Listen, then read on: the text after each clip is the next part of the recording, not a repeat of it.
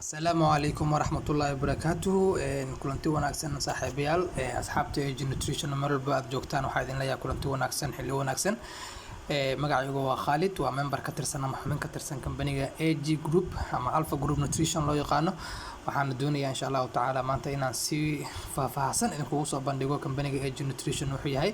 waxa laga sameeyo lacagtu intay tahay iyo waxyaalaha intaba uu faa'iido u leeyahay inaan idin soo bandhigo insha Allah taala suuq horta waxaa jira loo yaqaano network marketing oo runtii suuq aad u wanaagsan oo aad u sareeya oo dhaqaalo iyo hanti laga sameeyo oo runtii suuq saameyn leeyahay marka waana suuqa dunida ugu dakhliga badan ugu degdega badan uguna wax soo saarka badan marka maanta waxaan inii wadaa company-ga ugu wanaagsan suuqa loo yaqaano network marketing oo ah company-ga loo yaqaano Alpha Group Nutrition kaas oo dhaqaale fara badan iyo hanti fara badan aniga aan ka sameeyay goob joogna aan hadda badan aan ka sameeyay ilaa haddana ka sameynaya waana company runtii saameyn fara badan leh marka company-ga AG Nutrition waa maxay company-gan runtii waxa soo saaray waxyaalaha soo saara taariikhdiisa iyo dadka iskale intaba maxay yihiin insha Allah taala waxaan ku korfeyn doonaa session-keenan ama casharkeena maanta ayaan ku korfeyn doonaa horta company-ga magaciisa waxaa loo yaqaanaa Alpha Group Nutrition AG Nutrition waa loo soo gaabiyaa jamca nutrition marka dareentid marka maqashid waxaad dareemaysaa company-gan waxa uu bixinayo inay yihiin nafaqo inay yihiin nafaqeynta jirka nafaqeynta bini'aadanka inay tahay nafaqeynta bodiga iyo wax walba adiga u taqaanid ayuu tahay company-gan oo bixinayo marka company-gan taariikhdiisa waxay tahay Malaysia based company waaye company-gan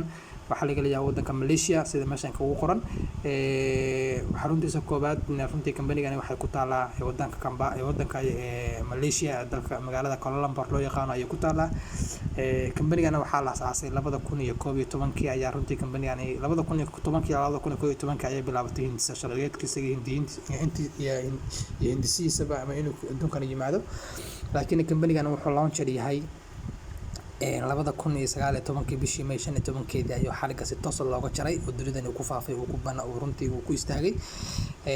xiligaas ayuu company launch yahay runtii company-gan runtii wuxuu xarumo ku leeyahay wadamo aad u fara badan oo gaaraya 27 wadan oo ku yaala qaaradda Afrika ayuu xarumo ku leeyahay wadamadaas company-ga xarumaha uu ku leeyahayna waxaa kamid ah xaruntiisa koobaadna ay ku taalaa wadanka Uganda magaalada Kampala sidoo kale xaruntiisa labaadna waxay ku taalaa magaalada Nairobi ee dalka Kenya company-gu wuxuu xarumo ku leeyahay wadamo gaaraya 27 wadan oo Afrika ku yaala xaruntiisa koobaad ee Soomaaliya waxay ku taalaa magaalada Kismaayo insha Allah taala waxaana maalmaha socda loo wareejin doonaa magaalada Muqdisho oo ah xarunta koobaad ee Soomaaliya ama central ama capital center ama the capital city of Somalia runtii ayaa loo wareejin doonaa company-ga runtii wuxuu soo saaraa waxyaalo fara badan waxyaalaha uu soo saarana waxaa kamid ah daawooyin dabiici ah oo runtii aad u sareeya waxaa kamid ah Colgate waxaa kamid ah saliid waxaa kamid ah runtii saabuunta waxyaalaha aad u sareeya oo aad dabiici ah ayuu company-ga soo saaraa waxyaalahaas soo saarayaan dhaqaale iyo hanti intaba looga sameeyaa company-ga company-gu wuxuu bixiyaa laba fursad oo loo kala yaqaan caafimaad iyo dhaqaale caafimaadku waa mar walba muhiimada koobaad ee qofka uu leeyahay dhaqaaluhuna waa muhiimada labaad ee qofka uu leeyahay company-gu wuxuu noo soo hormariyay caafimaadka sababtoo ah caafimaadku wuxuu ka muhiimsan yahay dhaqaale walba iyo hanti walba oo haysatidna caafimaad la'aan waxba kuuma sheegaysa hantidaasi soo marka ugu horeysa waxaad u baahan tahay in caafimaadkaaga kor u qaadid marka labaadna in dhaqaalahaaga aad samaysato aad ku dhiirato inaad dunida nolol fiican aad ku noolaato ayay tahay marka company-gani hoos waxaa noogu qoran www.agnutritioninternational.com waxa la dhaho ayaa noogu qoran meeshaasna waa website company-ga uu leeyahay waxaad kala xiriiri kartaa company-ga waxaad kala xiriiri kartaa website-kiisa haddii maanta macluumaadka anaga aan ku siinayno kugu filnaan waayo ama uu kugu yaraado dabcan waxaad kala xiriiri kartaa website company-ga uu leeyahay meeshaas kugu qoran slogo ayuu leeyahay company-gani ama wuxuu leeyahay hadafku leeyahayna waxay tahay inuu sameeyo transforming people inuu nolosha bini'aadanka bedelo ayuu company-gani ugu socdaa sababta u bedelayana waxay tahay inuu dadka caafimaad siiyo number 1 iyo inuu dhaqaale siiyo labadiiba sidaas darteed ayuu wuxuu yahay company qof hadduu intaa ku siiyo noloshaada ayuu bedelay soo hadafkiisa waxay tahay adiga noloshaada inuu bedelo company-gan waxaa aasaasay 3 nin oo cadcad meesha kaga muuqata oo loo kala yaqaano Fahmi Azmi Xafiis Saalax iyo Faiz Saalax loo kala yaqaano ayaa aasaasay saddexdaas nin oo walaalaha ah oo 3 nin oo laba walaalo yihiin midna waa saaxiibkood haddana qoys isku dhow family isla yihiin raggaas muslimiinta ah oo ragga dhalinyarada ah ayaa runtii company-gan aasaasay ninkaas Afrikaanka oo madowna waa ninka Afrika ugu horeeya uguna sareeya runtii company-gani ka faa'iideystay dhaqaale fara badan ka sameeyay bishii wuxuuna ka sameeyaa bishii lacag gaaraysa $80,000 Mareykanka $80,000 ama $80,000 Mareykanka ah ayuu company-gan ka sameeyaa mana ahan inuu company-ga leeyahay ama company-ga yacni ay ragaas isla shaqeeyaan oo kale ma ahan laakiin waa nin ka faa'iideysta dhaqaalahane oo markii ugu horreysay company imaanayaan oo ka faa'iideystay adigana maanta haddaad ka faa'iideysato maalin unbaa gaari doontaa heerka asaga uu joogay oo company uga faa'iideystay haddaba company-gan wuxuu leeyahay waxa loo yaqaano mission ayuu leeyahay missionka company uu leeyahay hadafkiisuna waxay tahay inuu sameeyo waxa loo yaqaano transforming people's life dadka noloshooda inuu bedelo ayuu company-gan doonayaa lifestyle-kaaga ama hadaf nololeedkaaga adiga ku degan ama qaab nololeedkaaga ayuu company-gu doonayaa inuu bedelo haddii caafimaad darro ay ku haystay company-gu caafimaad ayuu ku siinayaa dabcan haddii dhaqaale darro ku haystina dhaqaale ayuu ku siinayaa soo macnaheedu waxay tahay labada dhinacba dhinaca dhaqaalahana uu kaa bedelay oo dhaqaale ayuu ku siiyey dhinacii caafimaadkana uu kaa bedelay caafimaad ayuu ku siiyey soo hadafka asaga iyo ujeedka uu leeyahay waxay tahay inuu sameeyo wax loo yaqaano life transformation ama inuu noloshaada bedelo dabcan company-gu wuxuu leeyahay waxa loo yaqaano core value macnaheedu waxay tahay qofkii inuu haysto qodobo u degan si uu ganacsigiisa u hirgeliyo ama ganacsiga u sameeyo waa inuu haysto qodobo u degan qodobadaas oo ah dhaqaalihi ku samayn karo haddii uuna waxyaalaha sharcigii ama shuruucayna jirinin ganacsigiisa hore u wadaayana ama qodobo ganacsigiisa hore u wadaayo oo ku dhaqmana haddayna jirinin ganacsi ma samayn karo marka maadaama anagu ganacsigani ama fursaddan ay noo tahay fursad maalgashi anagu waxaan nahay kuwa ganacsiga ka faa'iideysanaya marka dabiiciyan waxayba taaba dhaqaaluhu mid iska degan baa asagu qodobo wanaagsan hore u wadaaya ayaa jiro afartaas qodob hoos ku qoranayaana waxay yihiin qodobada dhaqaalena hore u wadaaya qodobka koowaad waxaa loo yaqaanaa excellence ganacsiga mar walba wuxuu ku saleysan yahay sida ugu wanaagsan ayuu ku saleysan yahay oo macnaheedu waxay tahay company-gu wuxuu bixiyaa delivers a premium value qiimo dhexdhexaad ayuu wax ku bixiyaa oo macnaheedu tahay company-gani wuxuu bixiyo waxaa waaye waa product quality-gooda aad u sareyso oo qiimo macquul lagu qaadan karo sidoo kalena waxay tahay mid la kulmaysa ama macnaha qabtiraysa baahida ay qabaan dadka consumers ama customer ama contributors ama distributors loo yaqaano ee company-gan ka faa'iideysanaya sidaas darteed ganacsiga wuxuu mar walba ku saleysan yahay sida ugu wanaagsan oo excellence-ga ah ee dhaqaalihii mar walba waa mid xididiisu adag yihiin ee taagan mar walba marka qodobkaas waa qodobka koobaad ee dhaqaalaha hore u wadaya qodobka labaad waxaa loo yaqaanaa integrity macnaheedu waxay tahay inuu qofkii leeyahay uu sameynayo doing the right thing wixii saxda ah qofka inuu sameynayo ayay ka dhigan tahay Soomaaliya company-gan imaanaysid adigu aad imaanaysid company-gu wuxuu ku leeyahay anagu waxaan ilaalinaa ballamaha aan la galno community-geena ama dadkeena anaga naga shaqeysta dhaqaale naga sameeya ayaan ilaalinaa anagoo sidoo kale u suurtagelinayna inay sameeyaan ganacsigooda habka ugu wanaagsan waliba ayaga ku sameynaya sidaas darteed integrity iyo sharaf ayaa ganacsiga uga dhex shaqeysanaysaa ama waxaa mid uga faa'iideysanaya integrity ahaan ama cizi karaamo ku dhaaman tahay ama sidii loo baahnaa ganacsiga uga faa'iideysanaya sidoo kale ganacsigan wuxuu ku base gareysan yahay ama ku saleysan yahay waxa loo yaqaano teamwork macnaheedu waxay tahay in si wada jir loo wada shaqeysanayo asaga marka wuxuu ku leeyahay teamwork ayaa ganacsigan ku base gareysan yahay waxaan nahay one company oo magaciisa loo yaqaano Alpha Group waxaan nahay one team oo magaciisa loo yaqaano Alpha Team team macnaheedu waxay tahay company-gu wuxuu ku leeyahay we are committed at teamwork environment waxaan anagu ku shaqeynaa ama wax ku qabanaa waxay tahay environment ama jawi wada shaqeyneed jawi wada shaqeyneed waxa la dhahaa ayaan ku shaqeynaa dabcan qof walba company-gan imaanayo company-ga ganacsigiisa ka faa'iideysanaya jawi wuxuu uga faa'iideysanaya ama uga yacni uu yahay mid uga faa'iideysanaya jawigaas aadka u sareeya ee dhalinyaranimada iyo teamwork wax loo yaqaano ama ishaysiga ayuu ganacsiga uga faa'iideysanaya sidaas darteed ganacsigan waxaad adiga kaga faa'iideysanaysaa team adigoo la shaqeysanayo asxaab ayaa uga faa'iideysanaysaa sidoo kalena company-gan dhaqaalihiisa iyo ganacsigiisa aad ka faa'iideysato waxay ku saleysan tahay mar walba wax loo yaqaano win mentality waxa loo yaqaano waa win base waxa la dhaho oo dabcan marka adiga company-ga imaanaysa aad kusoo biiraysid maalinta ugu horeysa company-ga aad kusoo biirtid adoo rajadaada diyaarsantaa dhaqaalihi ka faa'iideysanaysaa mar walba dhaqaalahan adiga aad timaadid oo soo dhex gashid dhaqaale ayaa ka sameynaysaa mar walba ka baxsanto banaanka aad joogtidna waxaa tahay oo company-ga kusoo laabanaysidna waxaa tahay qof dhaqaale ka sameynaya oo macnihii niyadiisu iska diyaarsan tahay oo niyadiisu haddii in and out of your business gudaha iyo banaanka ganacsigaagaba haddii dhaqaale aad sameynaysid dabcan niyad ahaan waxaa tahay qof aad u sareeyo niyadiisu aad u sareyso dhaqaalihii sameynayo oo ku dhiiraya inuu maalba yimaado sidaas darteed ganacsigan wuxuu ku saleysan yahay ama ku base gareysan yahay waxa loo yaqaano win mentality ama maskax guuleysanaysa mar walba ayuu ku base gareysan yahay saxaabiyaal waxaa inoo soo sheegay company-gan inuu bixiyo laba fursadood oo kala ah caafimaad iyo dhaqaale insha Allah taala waxaan dul carari doonaa qaybta caafimaadka marka hore anagu waliba soo gaabinaya oo waqti dheer aan qaadan doonin sidoo kalena waxaan insha Allah taala idana dul carari doonaa qaybta dhaqaalaha anigoo waqti yar aan qaadan doono qaybta caafimaadka intaan ka hadlayo waxaa laga yaabaa inay noqoto 10 daqiiqo ama 15 daqiiqo inay noqoto insha Allah taala qaybta caafimaadkuna waa qaybta ugu wanaagsan ugu saameynta faraha badan hadaba qaybta caafimaadku waa maxay caafimaadkan caafimaad ahaan seesa looga sameeyaa company-gan كمبانيgan wuxuu soo saaraa product magaceeda loo yaqaano Aegysera ama daawo magaceeda loo yaqaano Aegysera. Aegysera waa daawo dabiici ah, waa herbal medicine, waana hal xabo oo one kind of product loo yaqaano oo runtii kambanigan uu soo saaro. Product ay kambanigan uu soo saarayo waa magaceeda waxaa loo yaqaanaa Aegysera. Aegysera markii dunidan imaanaysay ay kusoo biidaysay waxaa loo isticmaalay tiknoolajiyad casri ah oo magaceeda loo yaqaano stem cell and nanotechnology. So haddii tiknoolajiyada casriga la isticmaalay dabcan daawadana waa casri, kambanigana waa casri, wax walba waa casri markaas. daawada kambanigana markii adiga ku imaanayso adiga ay kusoo gaarayso waxaa la yiraahdaa waa direct from the company to the consumer. Kambaniga ayaa soo saaraya dabcan si toos ah, kadibna waxay kugu imaanaysaa adiga si toos ah kugu imaanaysaa. Meeshii waxaa ka baxaya farihii tirada badnaa in faraha meesha sababta looga saarayana waxay tahay in la helo daawada koobigeeda, in quality daawada meel looga dhaco, in ayada wixii lamid ah la soo saaro si daawadii macnaha hoos ay ugu dhicin. marka waa direct from the company to the consumer. haddaba daawadii way ku timid maxaa u isticmaalaysaa, maxay tahay xanuunada u fiican tahay? daawadan waxaa loo isticmaalaa in lagu daaweeyo, lagu hortago, lagu kiyo garayo xanuunada loo yaqaano chronic diseaseska. Chronic diseaseska waxaa loo yaqaano waa xanuunada dilaayaalka ah oo uu kamid yahay kansarka, oo uu kamid yahay pressureka, oo uu kamid yahay sokorta ama macaanka wax loo yaqaano kamid yahay ama dhiigkarka. طبعا anagu waxaa jirto tijaabooyin sax ah oo hayna ama testimonies waxaa jirto anagu aan hayno Soomaalideena kambanigan ka shaqeysa oo kambanigan ka faa'iideystay oo caafimaad ahaan uga faa'iideystay, kuwaas oo qof kansar qabo ayaa arrin daawadan u isticmaalo ka fiicnaaday. waxaan aragnay qof dhiigkar qaba ama pressure qaba oo daawadan isticmaalo ka fiicnaaday. waxaan indhahaga saaray qof sonkorta ama macaanka waxa la dhaho kambanigan daawadiisa u isticmaalay oo uga fiicnaaday intaba. insha Allah ta'ala waa la wadaagi doonaa sida ay tahay si looga fiicnaaday intaba. daawadani waa anti-age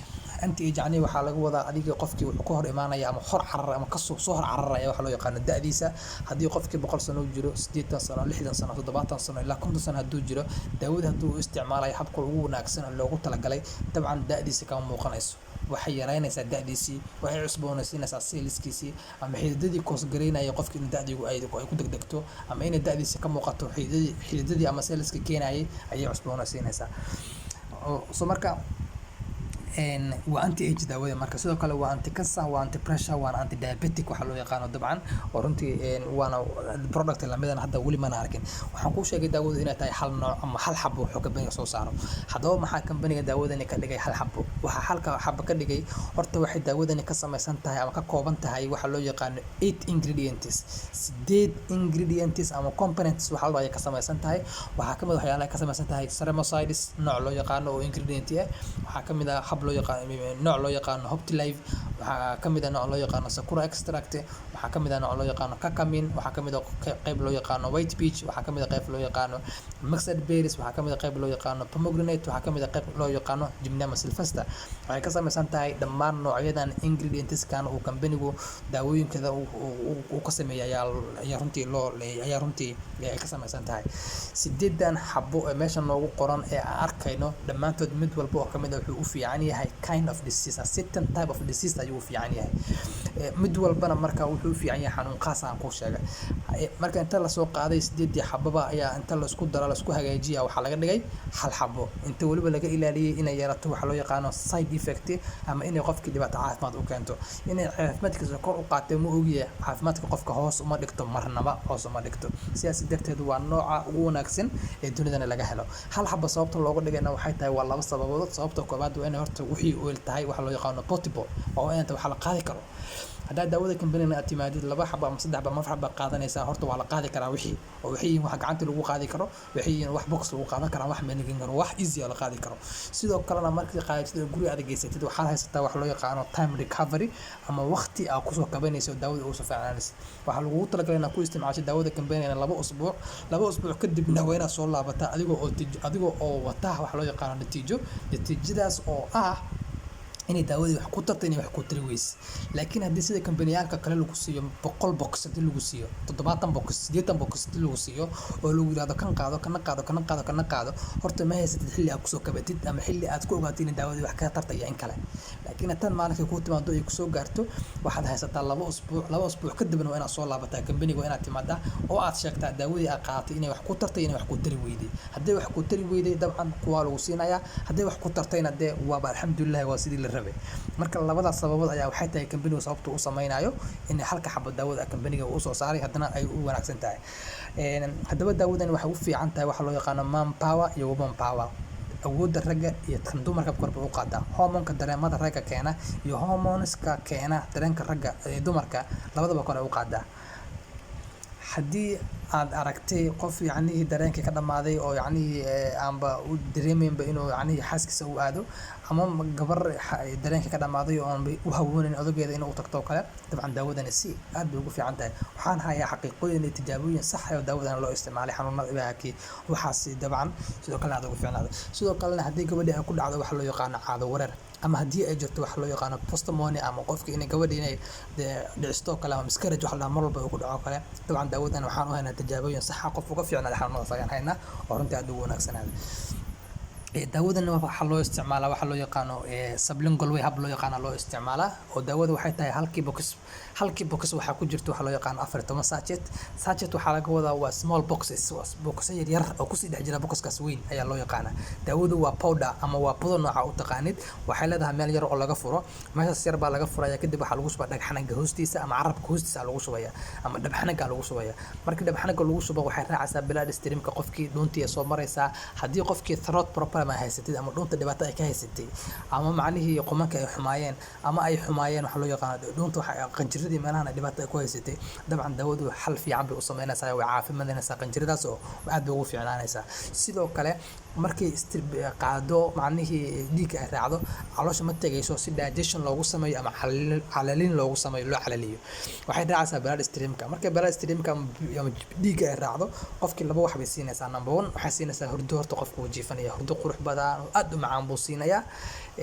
sidoo kalena wuxuu siinayaa daawadii runtii waxayna siinaysaa qofkii markuu subax soo kacayo kala soo fresh soo kacaya. sidoo kalena uma baahna maalinkii hurdo ku laabto kala soo fresh soo qaysana. sidoo kale appetite-kana way furaysaa, aad bay ugu fiican tahay. daawadu waa anti cancer, waa anti pressure, waa anti diabetic wax loo yaqaano. waxyaalaha ay ka samaysan tahay daawada dhammaantoodna waxa meesha noogu qoran. qayb loo yaqaano ceramicides ayay ka samaysan tahay, qayb loo yaqaano Hoptilife ayay ka samaysan tahay sida meesha kaaga muuqata, qayb waxay ka samaysan tahay loo yaqaano Sakura extract, qayb waxay ka samaysan tahay loo yaqaano Curcumin oo huruda oo kala ah, qayb ka samaysan tahay Gymnema sylvester oo sonkorta in lagu dilo loogu talagalay, waxay ka samaysan tahay waxa loo yaqaano pomegranate oo loogu talagalay inuu dhiigga casiyo u fiican yahay iyo wadnaha u fiican yahay, beerka oo kale iyo inuu wasakhda beerka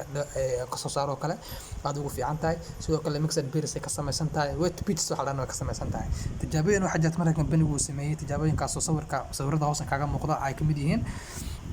waxaa u jeednaa sawirka geesta ugu xiga oo kale maamo ayaan u jeednaa ama hooyo daawadan isticmaashay. waxay u isticmaashay inay da'deeda ku yarayso. dabcan u jeedaa markii hore sidoo ahaa maqaarkeeda fiiri da'ba ka muuqatay, qof da' ay ahayd, markay isticmaashay kadibna sida noqotay fiiri aad bay ugu fiicnaatay. gabadha meesha kugu sawirana waxay u isticmaashay in kalarkeeda iyo dabcan ku qurxiso, inay maqaarkeeda ku qurxisana u isticmaashay. markii hore sidii ahayd waa fiirin kartaa, qof buuran bay ahayd, dabcan wajigeedu wuu buurnaa, madow ayaa ku jiray. laakiin markay isticmaashay kadib qof dhalinyaro ah oo aad u qurux badan bay noqotay waad u jeedaa. sidoo kale waxaa uga jeedaa meeshaas qof kansar daawadii lugihii uga dhacaa u jeedaa, before suu ahaaba arkayta dabcan lugihii dhamaaday way googa'een, maqaarkiibu ka xanuunsanayaa, asaga dhan agtiisa looma soo dhawaan karo, aad buu u urayaa. laakiin markuu isticmaalay kadib waxaad dareemaysaa inuu lugihiisa u fiicnaadeen oo xanuunka uu ka baayo oo aad u fiicnaada arkaysaa. sidoo kale waxaa arkaysaa sawir gacmo meel ku sawiran, qof cadho ka cabanaya ama dadkaas xoqaha habeenkii ama maalinkii dhan xoqa ay ku jirto runtii 7 maalin markuu isticmaalay kadibna soo noqday waa dareemi kartaa. sidoo kale xanuun waxaa arkaysaa qof cagaarshow xanuunka loo yaqaano kale ayaa u jeedaa in qofkan isticmaalo xanuunka uu isticmaalay. anaga cagaarshow markuu nagu dhaco dabcan waa isgubnaa, calooshaan iska gubnaa ama gacmaha meelaha kala goysadaan iska gubnaa. markaan iska gubna kadibna dabcan waxaan noqonaynaa qof xanuunkii isaga dara moogiyo farxumo ma isku keenaa. laakiin qofkan daawadii wuxuu isticmaalaa 7 beri 7 days kadibna waa u jeedaa sidoo noqday. qof kale waxaa noo jeedaa halkaas ka cabanaya wax loo yaqaano arthritis ama tufta wax Soomaali u taqaano ama tuga waxa Soomaali u taqaano dabcan oo aad dhibaato badan oo qofkii jilbihi ka fariisanayo ama dhibaatooyin fara badan oo ka cabanayo ama kala goysida uu qofku ku hayo. laakiin markuu isticmaalo kadib qofkii daawadii waxa u jeedaa maanta inuu move gareynayo oo soconayo ayaa dareemaysaa. kolley daawada hadda waan soo gaabiyay wax badan kama hadlinin, 15 daqiiqo ayaa hadafkayga inaan kaga hadlo, ka badan 10 daqiiqo inaan qaatayna u maleynayaa. marka waxaa idin leeyahay saaxiibayaal daawada horta waa nooca kabani uu soo saaro, waana nooca ugu wanaagsan oo dabcan kabani caafimaadkiisana loogu sareeyo, waana nooca ugu caafimaad wanaagsan ee adduunkan laga helo daawadan. halkaas aan uga tagno qaybta caafimaadka. hadda waxaan rabnaa isla fiirino qaybta dhaqaalaha oo ah hadafkan aan leenahay dhammaanteen inaan macnihii dhaqaale aan ku samayno ujeedooyin aan leenahay. meesha waxaa noogu qoran waxa loo yaqaano compensation plan.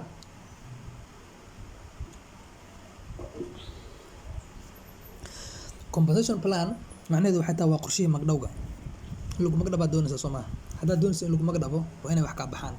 ama wax qaali ah kugu ahaadeen waqti ah ama wax aan qaali kugu ahayn ha ahaadeen oo lacag iyo waxaas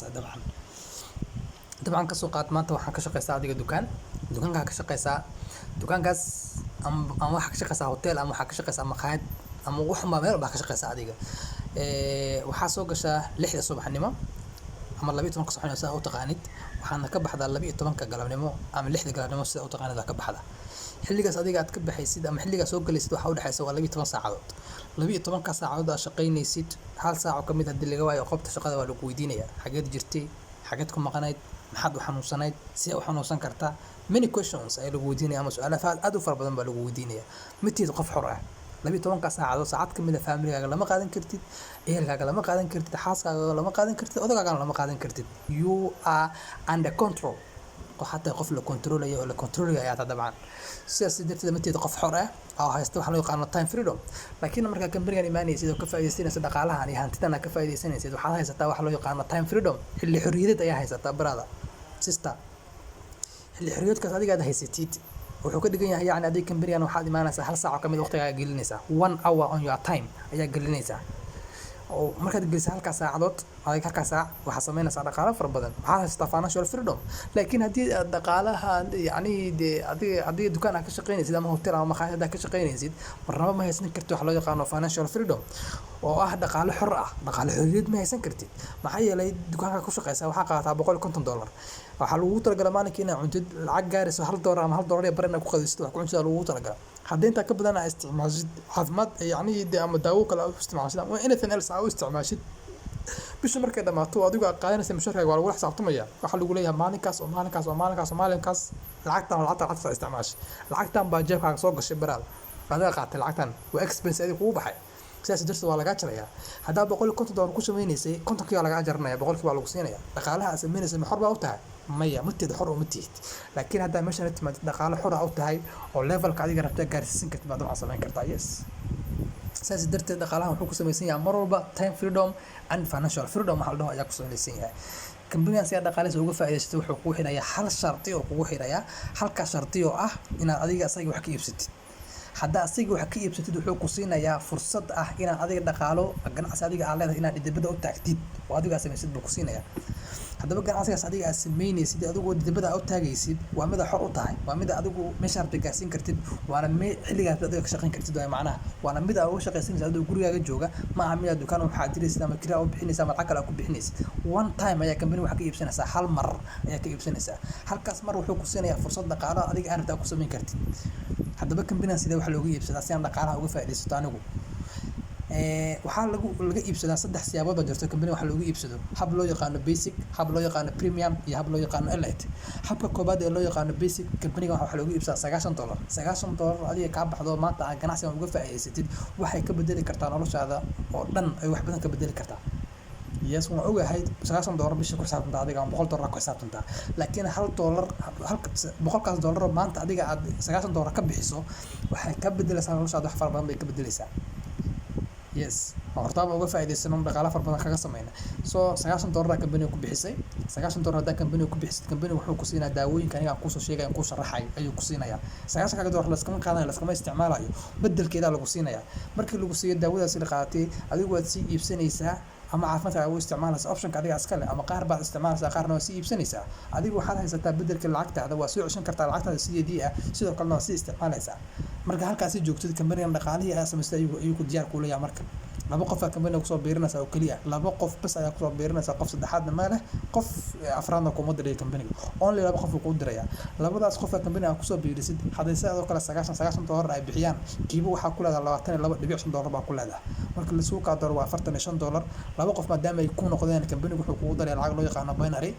binary pay loo yaqaan kugu daraya oo ah $16 $56 ka sameynaysa labada qof oo kaliya soo bisha waxa ka koobantaa 30 bari 30kaas bari maalin walba qof baa company ku soo biirina aniga aan keenay $56 baan laba walba ka helay meeqay noqonaysaa bishii xisaabin kartaa lacag aad fara badan ka sameynaysaa dabcan okay habka labaad ee company waxa looga iibsado waxa loo yaqaan premium $320 company lagu bixiyaa ina marka hore basic ka soo bilowday iyana hadda aad ka bilowday premium ba waa isku mid hadda premium aad soo bilaabaysid $320 aad bixinaysaa. Laakiin hadda marka hore $90 aad soo bixisay markaad soo guuraysid premium aad usoo guuraysid waxaad bixinaysaa lacagta 370kii waxaa laga jaraa $90 hore oo bixisay oo basic markaad soo guuraysay aad soo bixisay. Okay, $220 waxaa ka samaynaysaa markaas labada qof aad company kusoo biirsanaysaa oo keensanaysaa labada qof adiga company aad kusoo biirsatay qofkiiba waxaa ka helaysaa $90 hadday 370 kusoo galeen 370 buu kusoo galay cabdi aad keentay caasho aad keentay waxaa kusoo galay 370 cabdi waxaa ka helaysaa $90 caashana waxaa ka helaysaa $90 laba qof bay ku noqdeen lacag waxaa lagugu darayaa company kugu darayaa loo yaqaano binary pay oo gaaraysa $45 $225 ka samaynaysaa labadii qof laba walba waxaa ka samaynaysaa $225 haddaba waxaa isweydiisaa bishu meeqa ka kooban tahay waxay ka kooban tahay bishu 30 beri 10 maalin oo kamid ah maalin walba waxaad keenaysay 10 qof baad keentay 10kaas qof laba walba waxaa ka heshaa $250 wax ka heshay $250 ka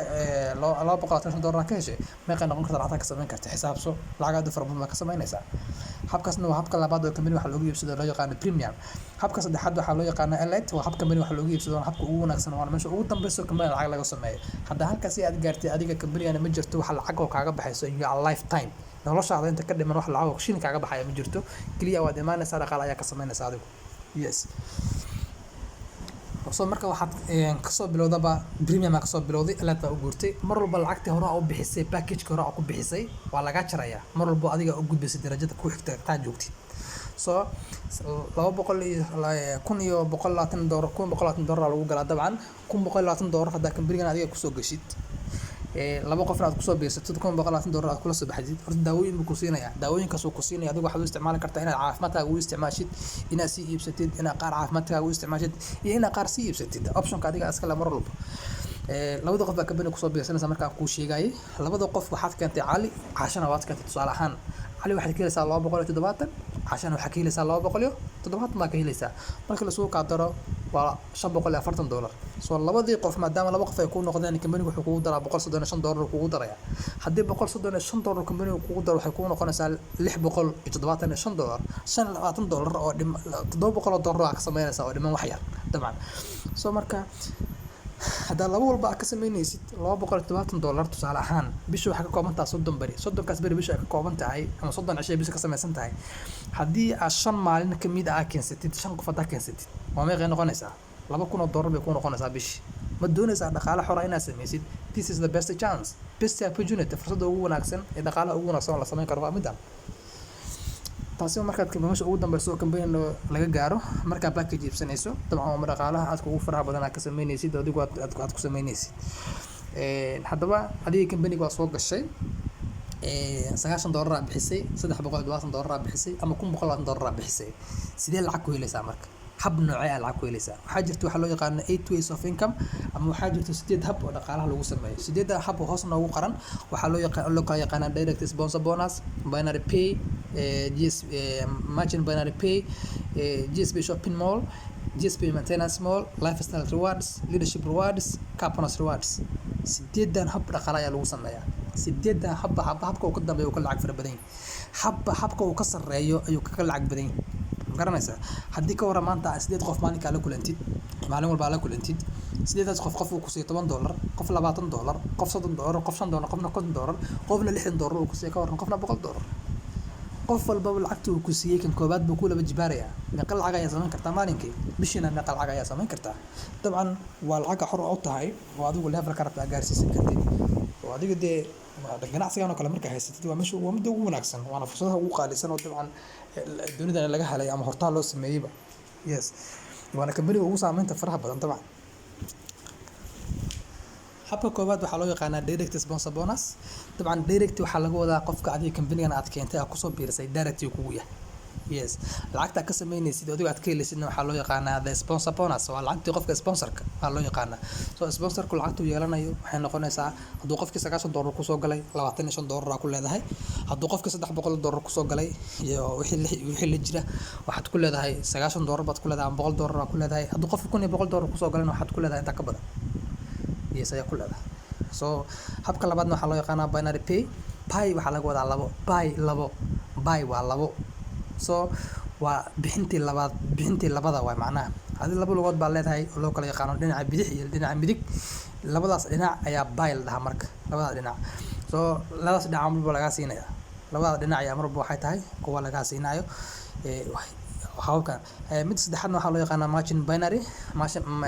binary pay. dabcan xataa merchantka lagu sheegayo dadka adiga kugu hoos qoran hoostaada ay joogta ayaa lacag helaya, laakiin adiga maanta wax lacag ma lihid oo maanta wax lacag maada samaynin oo wax iiba maada samaynin ama asxaabtaada maada keenin ama asxaabtaada qof ma keeninba, laakiin ayaga lacag bay heleen. lacagtaas ay heleen haddii intay rabto ha ahaato,